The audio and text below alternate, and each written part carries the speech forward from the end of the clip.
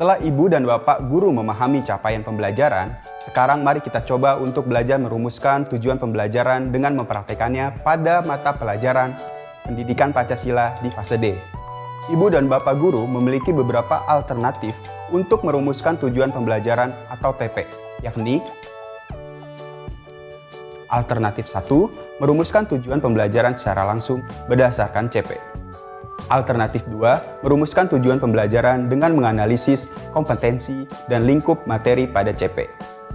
Alternatif 3, merumuskan tujuan pembelajaran lintas elemen CP. Pada video ini, kita akan mencoba merumuskan TP dengan menggunakan alternatif 2. Terdapat dua komponen utama yang menjadi kata kunci dalam praktik ini, yaitu kompetensi dan ruang lingkup. Selain itu, perumusan TP ini merupakan kewenangan dari ibu dan bapak guru, sehingga sangat diperbolehkan untuk menyesuaikan dengan kondisi sekolah masing-masing. Sebelum memulai, siapkan kembali dokumen capaian pembelajaran masing-masing serta buku catatan atau laptop untuk praktik. Dalam merumuskan TP, ada 3 tahapan yang perlu ibu dan bapak guru lakukan, yaitu mengidentifikasi kata kunci pada CP yang berkaitan dengan kompetensi dan lingkup materi, mengelompokkan hasil identifikasi, merumuskan tujuan pembelajaran. Tahap yang pertama adalah mengidentifikasi kata kunci pada CP yang berkaitan dengan kompetensi dan lingkup materi. Langkah pertama yang ibu dan bapak guru bisa lakukan adalah mencari kata kunci pada setiap CP yang berkaitan dengan kompetensi dan ruang lingkup. Mari kita praktikkan pada elemen Pancasila. Pada kalimat ini, kompetensi yang diminta adalah menganalisis. Lingkup materinya adalah kronologis lahirnya Pancasila. Untuk kalimat berikutnya, kompetensi yang diminta adalah mengkaji dengan lingkup materi fungsi dan kedudukan Pancasila. Untuk kalimat berikutnya, kompetensi yang diharapkan adalah mengenal dengan lingkup materi Pancasila sebagai ideologi negara. Proses ini dilanjutkan untuk semua kalimat dalam semua elemen.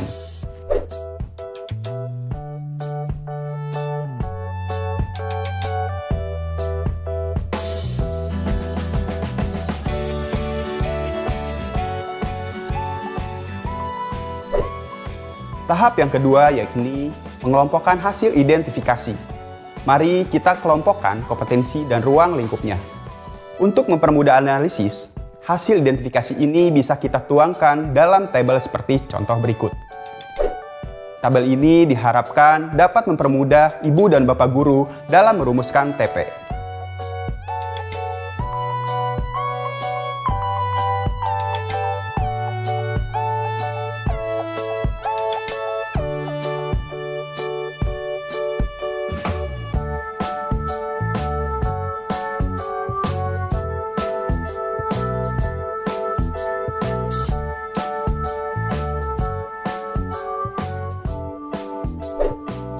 Tahap ketiga yakni merumuskan tujuan pembelajaran. Tahapan akhir ini berfokus kepada bagaimana ibu dan bapak guru merancang tujuan pembelajaran dari tahapan sebelumnya menjadi lebih operasional dan konkret. Berdasarkan hal tersebut, maka setiap guru dapat menghasilkan rumusan TP yang berbeda-beda, disesuaikan dengan kondisi peserta didik dan setiap satuan pendidikannya masing-masing. Contohnya, untuk kalimat CP berikut, dengan hasil identifikasi kompetensi dan ruang lingkupnya, maka rumusan tujuan pembelajarannya adalah menganalisis kronologis lahirnya Pancasila.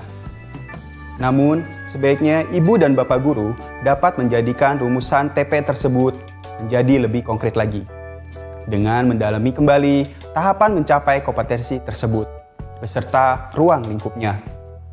Untuk menganalisis kronologis lahirnya Pancasila, maka peserta didik perlu melewati beberapa tahapan proses berpikir dan mendalami ruang lingkupnya.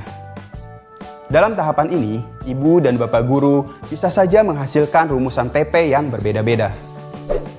Contohnya, untuk rumusan yang pertama, sebelum peserta didik dapat menganalisis kronologis lahirnya Pancasila, maka peserta didik perlu mengidentifikasi kembali proses perumusan Pancasila sebagai dasar negara melalui sidang BPUPK atau Badan Penyelidik Usaha Persiapan Kemerdekaan.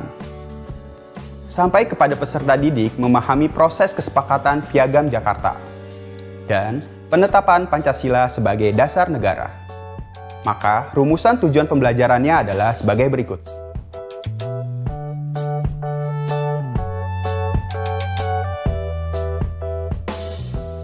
Ibu dan Bapak Guru, rumusan 1 tadi berfokus kepada proses berpikir peserta didik dalam TP satu elemen saja, yakni elemen Pancasila.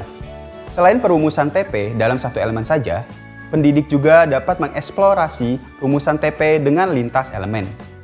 Contohnya, antara elemen Pancasila dengan elemen NKRI berikut ini.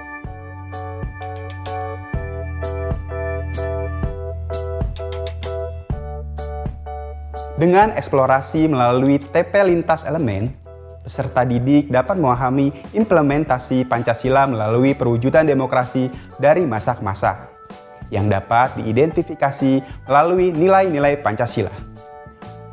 Perbedaan rumusan 1 dan 2 yakni, rumusan 1 berfokus kepada proses berpikir peserta didik dalam TP satu elemen saja, yakni elemen Pancasila. Rumusan 2 berfokus kepada proses berpikir peserta didik dengan TP lintas elemen, antara elemen Pancasila dengan elemen NKRI.